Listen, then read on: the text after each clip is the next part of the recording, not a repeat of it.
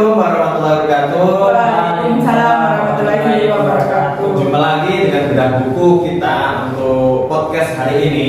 Nah, kita akan bedah buku yang lain. Kemarin kita sempat bedah buku itu berpikir dan berjiwa besar. Kalau sekarang kita rubah, kita ganti bukunya.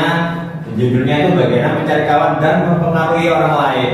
Jadi gimana caranya sih kita bisa lebih cepat akrab sama orang, atau mungkin lebih mudah bergaul sama orang, dan juga bisa malah bisa mempengaruhi orang lain. Jadi mungkin sebagai seorang leader atau mungkin seorang pimpinan gitu kan, harus bisa untuk mempengaruhi orang lain biar orang lain juga ikut tergerak ataupun ikut apa yang udah kita rencanakan. Jadi sama-sama dari plan tadi bisa terlaksana seperti itu. Oke. Di sini saya tidak sendirian, saya ada dua orang yang sangat luar biasa. Satunya salah satu tim super kita dari Sales Support, yaitu Kak Dedi bin Musawir. Kak Dedi atau Dedi. Oh, Dedi, oke. Nanti nggak masuk absensinya juga. Musawir. Oke, Mas Dedi, beliau seorang lulusan sarjana ya? Ya, lulusan sarjana di salah satu universitas di Makassar. Yang cukup terkenal. Dia awal bergabung dengan Konsep sebagai marketing, namun bergeser sekarang lebih suka jadi sales support karena dia lebih suka apa ya, bicara sama orang, terus bergaul sama orang, terus mempengaruhi orang juga. Jadi kayaknya lebih apa ya, lebih menantang gitu ya. Oke. Selanjutnya kedua ada tim yang super juga dari Konsep Makassar sebagai administrasi. Sebelumnya di bedah buku sebenarnya sudah saya jelaskan juga. Saya mau jelaskan ulang, nanti ketawa-tawa malam. Ada Kak Cici sebagai administrasi di Konsep Makassar. Oke, langsung aja ya untuk mempersingkat waktu. Dalam buku ini kita akan bedah di bab pertama dulu. Oke, mungkin dari teman-teman apa yang mau disampaikan dari bab pertama ini dulu, nanti kita bisa sama-sama kita brainstorming ya. Jadi hal apa sih yang menarik di bedah buku kali ini? Dari saya dulu ya. Dari saya dulu di bab pertama itu di sini ada pesan, jika Anda ingin mengumpulkan madu, jangan tendang sarang lebahnya. Nah, saya sedikit agak-agak ini sih Pak, agak rancu sedikit dengan kata-katanya. Tapi kalau menurut saya dari quotes ini, jika Anda ingin mengumpulkan madu, jangan tendang sarang lebahnya. Jadi kalau biasanya kan ada orang kayak kita cuma memanfaatkan orang lain gitu loh. Jadi setelah kita sudah tidak membutuhkan lagi, maka kita buang orang itu, kita tidak membutuhkan. Jadi ya udah. Oke. Itu sih kalau menurutku. Oke.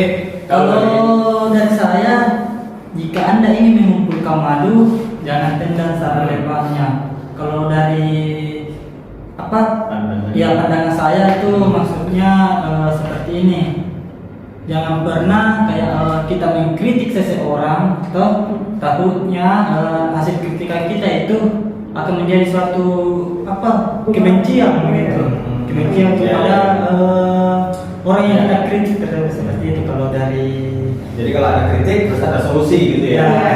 Karena beberapa orang tidak mau dikritik begitu. Ya.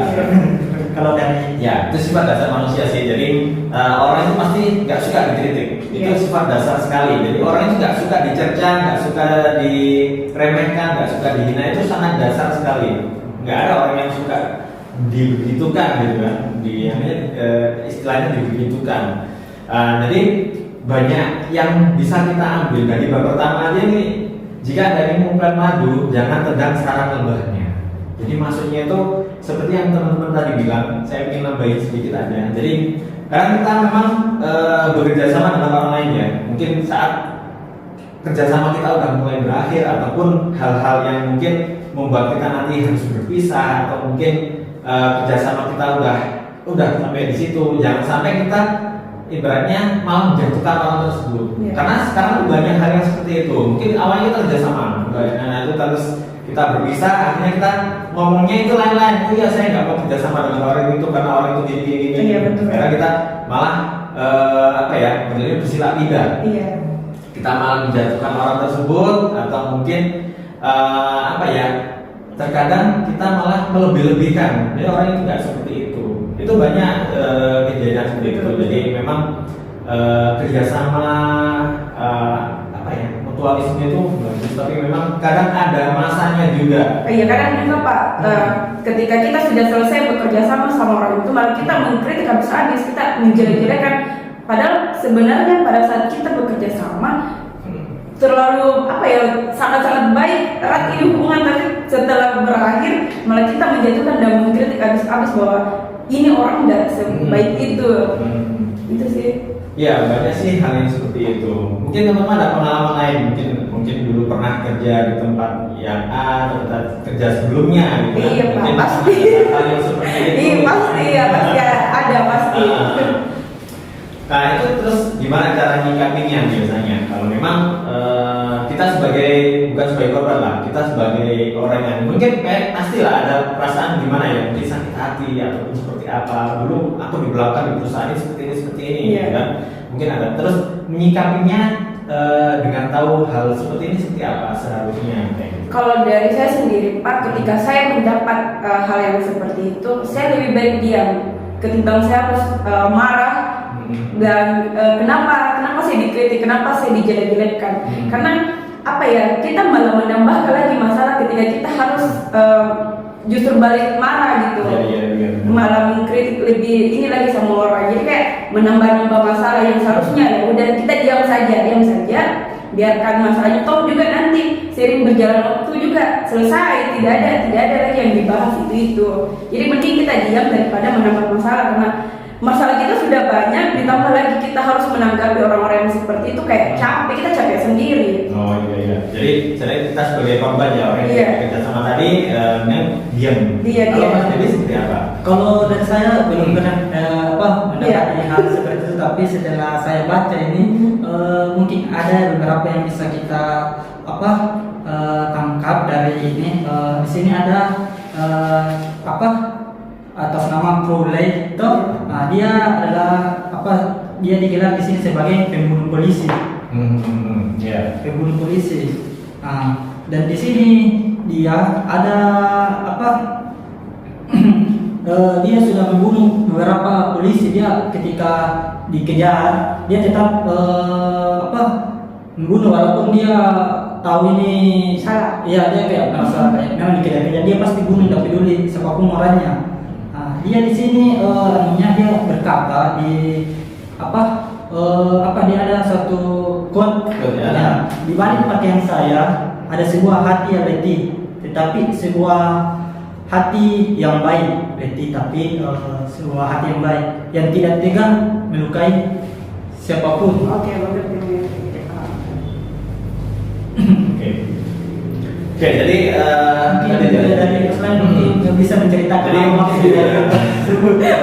Oke, terkadang kita ngejudge orang ya, mungkin orang itu kurang baik. Kan mungkin contohnya inilah, banyak hal-hal yang mungkin sekarang kita bisa tahu dari media sosial gitu ya. Kadang kita dapat informasi apa gitu kan, kita langsung ngejudge, oh orang ini seperti ini gitu kan, orang ini seperti ini. Padahal kita hanya lihat permukaannya saja gitu kan. Kita belum lihat sebenarnya seperti apa sih dia gitu kan.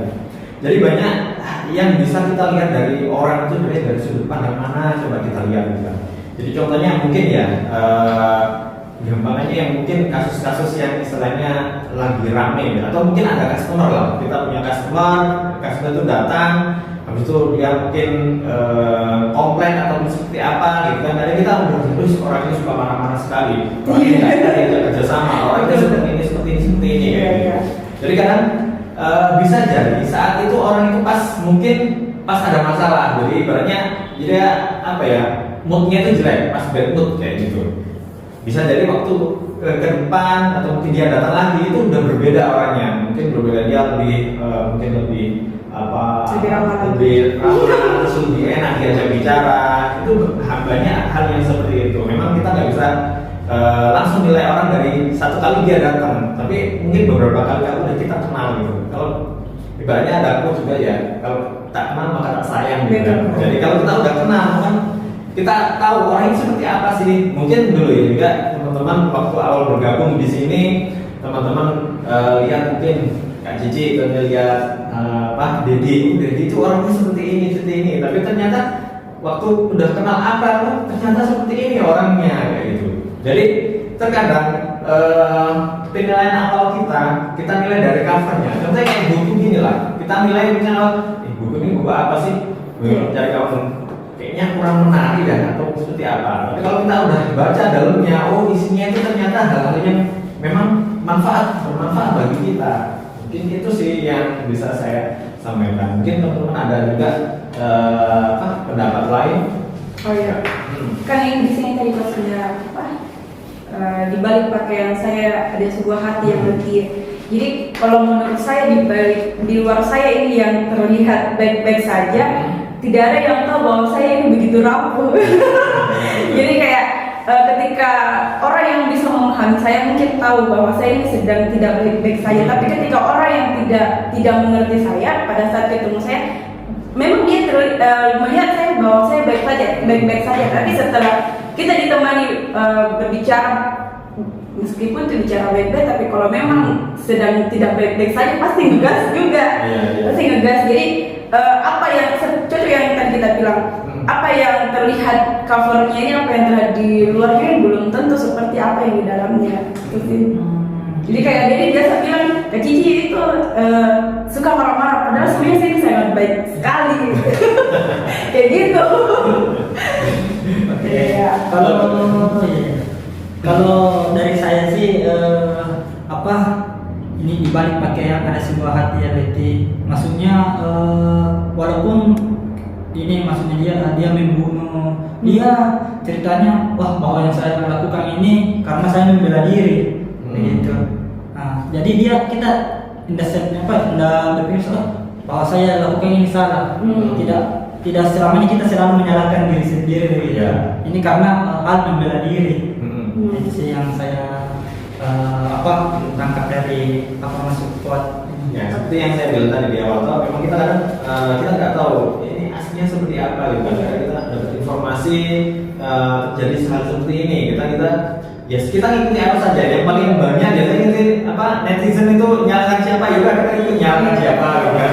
Padahal kronologinya nggak seperti itu gitu kan. Kita nggak ngerti cara dasarnya seperti apa sih, karena banyak juga sekarang hal-hal yang mungkin dia penjahatnya seolah-olah dia sebagai malaikatnya kayak gitu kan. Jadi terkadang kita baru tahu ternyata kalau ini udah terkuak lama gitu, akhirnya kita tahu sebenarnya seperti ini kayak gitu. Sudah bikin klarifikasi tapi ternyata dia lah yang ini, dia lah penjahatnya.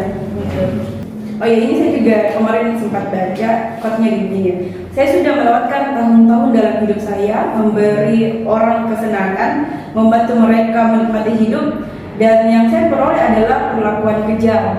Jadi kalau menurut teman-teman ini gimana? Maksudnya? Jadi seolah-olah dia udah berlaku baik gitu kan. Iya. Tapi apa yang dia dapatkan feedback ataupun respon dari orang sekitarnya itu malah sebaliknya. Banyak hal yang misalnya kadang kita merasa seperti itu di hati kecil kita, mungkin kita bisa merasa ya mungkin orang itu ternyata gini ya, padahal aku udah kayak gini itu bisa jadi gitu kan. Apa yang pandangan kita tadi itu nggak selalu benar. Mungkin contohnya seperti kan.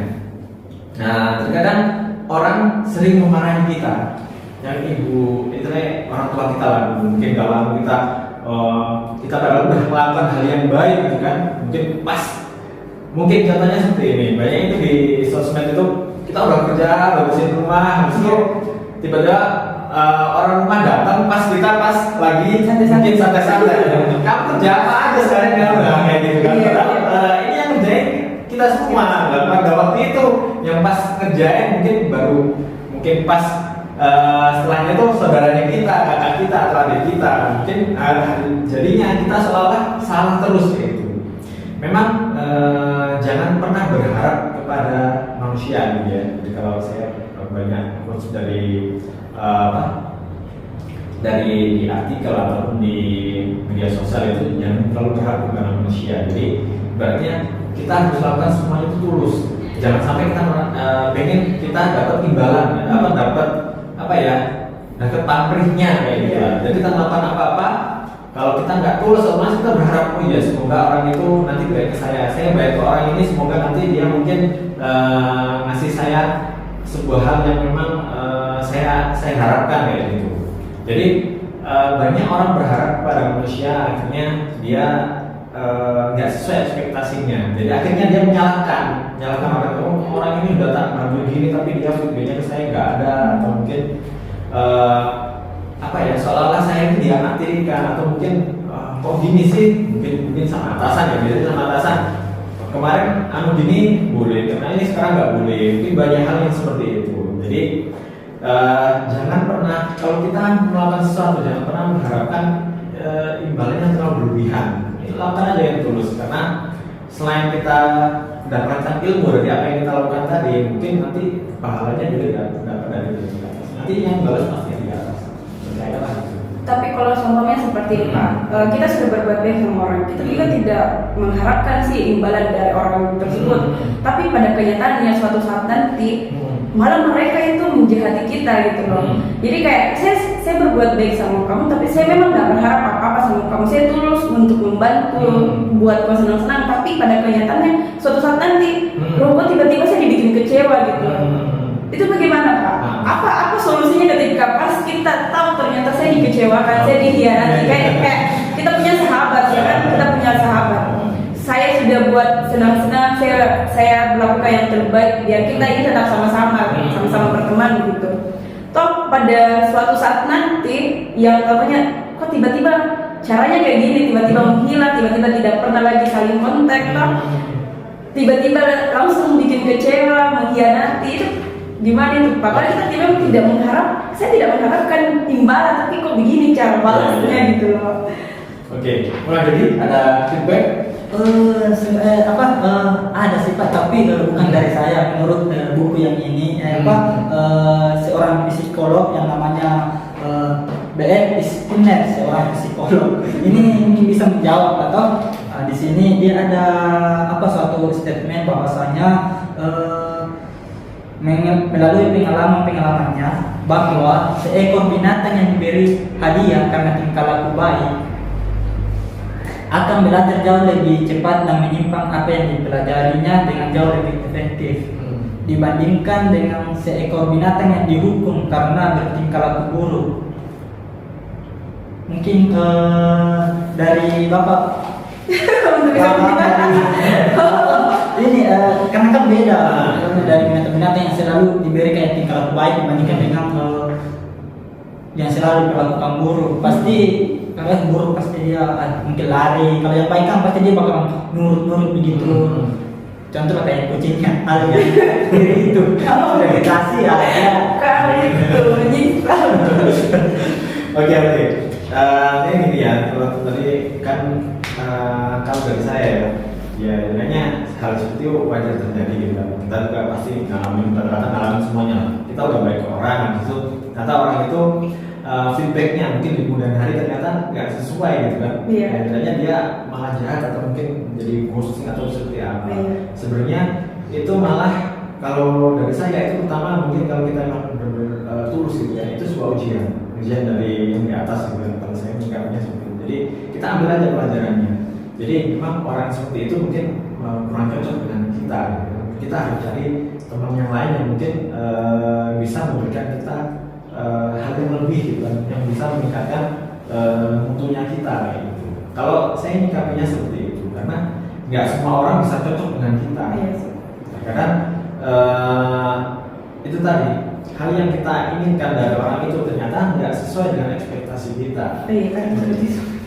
Terus terkait hal tadi yang kalau katakan tadi, kalau kita melakukan hewan itu baik gitu ya, belum tentu balasannya baik gitu ya. Berbeda sama karena kita melakukan hewan itu jelek, perlakuan jelek, terkadang dia malah feedbacknya baik kayak gitu. Atau seperti apa tadi? Saya kurang begitu jelas soalnya. Dia ini kayak membandingkan cerita bahwa seekor binatang yang diberi hadiah karena tingkah laku baik dia bakal jauh belajar lebih efektif dibandingkan dengan binatang yang dihukum karena bertingkah laku buruk. Itu bukan hanya berlaku di binatangnya. Dia studi-studi menunjukkan bahwa hal yang sama juga berlaku pada manusia. Contoh kalau misalnya kita perlakukan manusia baik, dia juga bakalan baik. Kalau kita perlakukan dia buruk, dia juga karena tingkah lakunya buruk. Tidak semua harusnya kan dia dididik gitu. Mungkin karena tingkah lakunya buruk, dia juga perlakukan buruk. Terkadang gini juga, manusia makhluk sosial, ya kan? Gampang sekali mempengaruhi orang. Jadi kita mungkin berteman gitu kan, berteman kita dengan orang gitu kan. Kalau ada salah satu teman kita satu toksik aja, itu bisa menular. Betul. Itu sangat sangat sangat biasa, karena bisa jadi menular. Jadi karena hal yang kita mungkin kita nggak lakukan, tapi dipengaruhi teman tadi, itu malah mempengaruhi dianya. Mempengaruhi teman kita yang memang sebenarnya baik dia gitu kan. Banyak hal yang seperti itu. Jadi terkadang kita saja ya mungkin ya dulu kalau mungkin masa saya mungkin agak udah lewat gitu kan. Kalau teman-teman mungkin masih mengalami kan, masih banyak pertemanan karena teman-teman istilahnya masih bebas lah. Saya memilih teman-teman yang mana aja itu istilahnya masih bebas karena memang butuh pergaulan seperti itu. Kadang kita berteman di kelompok ini terus kelompok ini, kadang kita nggak tahu penilaian dari kelompok ini kita itu seperti apa sih. Nah itu memang terkadang membuat kita seolah-olah orang ini jadi kok begini ya. Iya. Jadi memang tidak serta-merta itu semuanya memang kesimpulan dari orang tadi itu benar-benar udah nggak mau teman sama kita. Bisa jadi memang waktu saat itu pas kita lihatnya gitu memang seolah-olah dia nggak mau teman sama kita atau seperti apa. Mungkin memang ada masalah terus seperti apa itu sih. Jadi kalau saya berpikir kita harus baiklah kepada orang dimanapun caranya. Kita tetap bisa baik meskipun orang tadi mungkin feedbacknya pada kita itu kurang baik gitu. Itu sih karena kita nggak tahu nanti mungkin ya bisa jadi dia jadi penolong kita juga. Iya, betul-betul cocok sih Pak. Nah, biasa juga saya juga rasa kayak begitu. Kalau saya bahas lagi dengan kayak bom-bolok gitu. Kalau kita membahas orang Pak. Oke, jadi dari judul awal tadi saya kira teman-teman sudah paham sih maksud dari tujuan apa? Jika Anda ingin jika Anda membuka madu, jangan tendang sarang lebahnya. Karena memang bisa jadi lebahnya cuma menyerang kita juga. Iya, betul. Ada dua ini sih Pak. Yang pertama lebahnya menyerang kita, yang kedua ya sarangnya sudah hilang nih. Tidak ada lagi yang bisa kita panen kembali.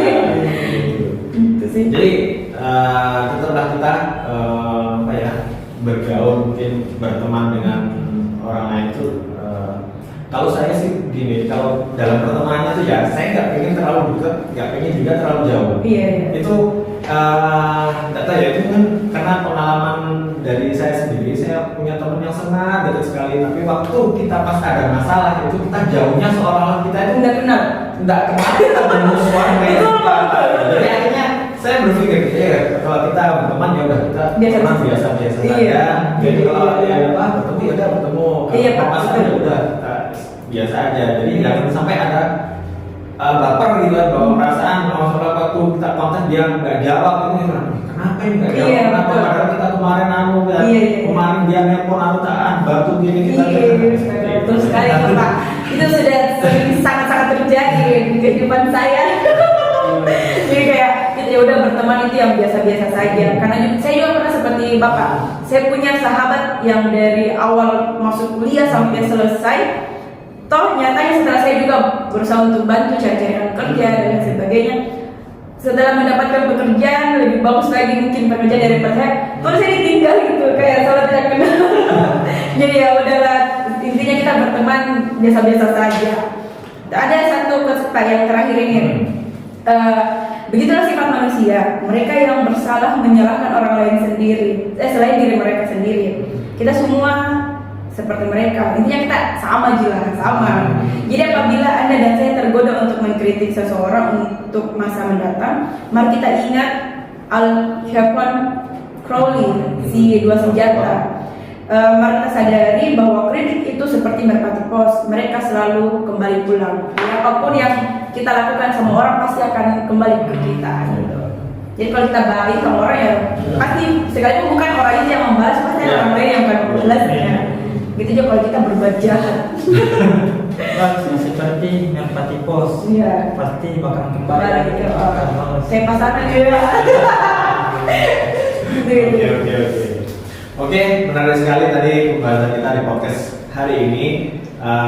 Mungkin besok atau lusa kita lakukan podcast dengan tim yang berbeda, karena masih ada 2 tim lagi dari tim Kuasa Makassar yang akan melakukan podcast juga.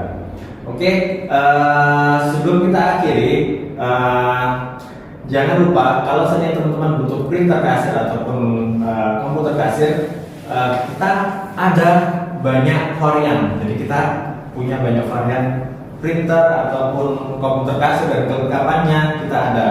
Di mana kita ada Di Kosok Makassar. Jalan Macan nomor 3A Makassar. Ya, jangan lupa kita akan selalu support Anda karena kita Konsol. We call you grow.